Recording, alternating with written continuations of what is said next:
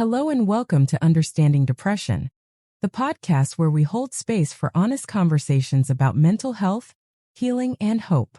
I'm so glad you're here. Today we're diving into a topic that has brought relief and resilience to millions of people around the world: mindfulness and meditation. Specifically, how these practices can help manage the symptoms of depression. Feeling overwhelmed, stuck, or emotionally exhausted? You're not alone. In this episode of Understanding Depression, we explore how mindfulness and meditation can help manage symptoms of depression, supported by neuroscience and real-life practice. Learn simple techniques like breath awareness, body scans, and loving-kindness meditation that are proven to reduce overthinking and emotional distress. Whether you're new to meditation or looking to deepen your healing journey, this video offers gentle guidance, practical tips, and hope that in this episode, you'll discover what mindfulness really is and how it helps with depression, the connection between meditation and brain health, 4 types of meditation ideal for emotional balance, how to start even if you feel overwhelmed, discover how mindfulness and meditation can help manage symptoms of depression. In this insightful podcast episode, we explore the science behind these powerful techniques, how they affect the brain, and practical ways you can incorporate them into your daily life. Whether you're new to meditation or looking to deepen your mindfulness practice, this episode offers gentle guidance and real hope. If you've ever felt stuck in a cycle of low mood, fatigue, and overwhelming thoughts, you're not alone. And while mindfulness and meditation aren't cure-alls, research shows they can be powerful tools for easing emotional suffering. So take a breath, find a comfortable place to listen, and let's explore together. And remember, if you find value in this episode, please like, comment, subscribe, and share with someone who might need it. Mindfulness, simply put, is the practice of being present. It's about paying attention on purpose to the current moment without judgment.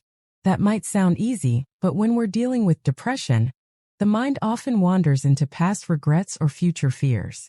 Mindfulness gently brings us back to now. You might be surprised to know that mindfulness has roots in ancient traditions, especially in Buddhist practices, but over the past few decades, it has found a firm place in Western psychology and neuroscience. Dr. John Kabat-Zinn, the founder of mindfulness-based stress reduction (MBSR, describes it as a way to wake up to the life we're living. Instead of running on autopilot, mindfulness helps us engage with life, even the difficult parts, with awareness and compassion. So how does mindfulness help with depression? One key lies in the brain's default mode network, or DMN. This network is active when our minds are at rest, daydreaming, ruminating, replaying old conversations. For people with depression, the DMN can become overactive, leading to constant negative self-talk and mental replay loops. Mindfulness helps quiet this network. Studies using brain imaging have shown that regular meditation decreases DMN activity. It shifts the brain away from passive rumination and toward present moment awareness. This doesn't mean we suppress thoughts or force ourselves to be happy. Instead, mindfulness allows us to notice thoughts without getting tangled in them. There are many types of meditation, and not all of them require you to sit still for long periods. Here are a few that are especially helpful for depression. 1. Breath awareness meditation. Focus your attention on your breath. Notice each inhale and exhale when your mind wanders, and it will gently guide it back to the breath. This anchors you in the present moment. 2. Body scan meditation. Lie down or sit comfortably. Bring awareness to different parts of your body slowly. This practice helps reconnect you to physical sensations and grounds you. 3. Loving kindness meditation metta. Involves silently repeating phrases like, "May I be safe. May I be well." Then extending those wishes to others, even to people you struggle with. This can help counter the harsh inner critic common in depression. 4. Walking meditation. Mindfully walk, paying attention to each step, the feel of your feet, your surroundings. A good option if sitting meditation feels too overwhelming. Research has been growing steadily. Studies show that mindfulness-based interventions can significantly reduce depressive symptoms, especially in people with recurrent depression. For example, A meta-analysis in JAMA Internal Medicine found that mindfulness meditation can improve anxiety, depression, and pain, sometimes as effectively as antidepressants. Another study in The Lancet found that mindfulness-based cognitive therapy, MBCT, is as effective as medication in preventing relapse in people with recurrent depression. But here's the key. These benefits come with practice. Mindfulness is a skill, and like any skill, it develops over time. If you're new to mindfulness, start small. You don't need to meditate for an hour. Even 2 minutes of deep breathing can be a powerful start. Here are a few beginner tips. Set a timer for 3 to 5 minutes and just focus on your breath. Use guided meditations. Apps like Insight Timer, Headspace, or Calm can be very helpful. Practice mindful activities. Brushing your teeth, washing dishes, or eating slowly. The goal isn't to empty the mind. It's to notice where the mind goes and bring it back. Let's be real. Mindfulness isn't always easy. When you're depressed, sitting still with your thoughts can feel uncomfortable. Sometimes people feel worse before they feel better. That's normal. You're not doing it wrong. The key is to approach the practice with gentleness. If something feels too intense, take a break.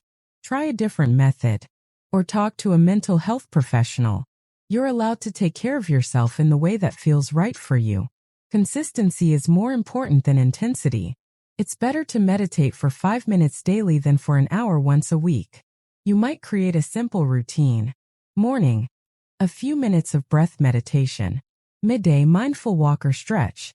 Evening, body scan before sleep. Treat mindfulness like mental hygiene.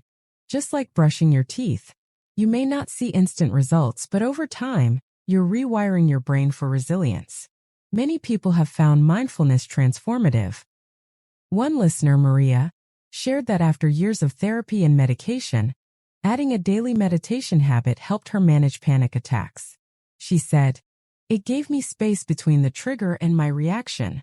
Another, David, described how walking meditation helped him reconnect with his body after a long depressive episode. "It reminded me that I'm still here," he said. These aren't miracle cures, but they are meaningful shifts. If you're struggling with depression, know this, you're not broken. And healing isn't linear. Some days are harder than others. But in those small moments, one breath, one step, one kind word, there's power. Mindfulness isn't about perfection. It's about presence. It's about learning to show up for yourself again and again. Thank you for listening to this episode of Understanding Depression. If you found it helpful, please like, subscribe, and share it with someone who might benefit. Take care of your mind. Be gentle with your heart. And remember, you're not alone. Until next time, stay mindful and stay kind. Disclaimer: this content is for informational and educational purposes only. It is not intended as medical advice, diagnosis, or treatment.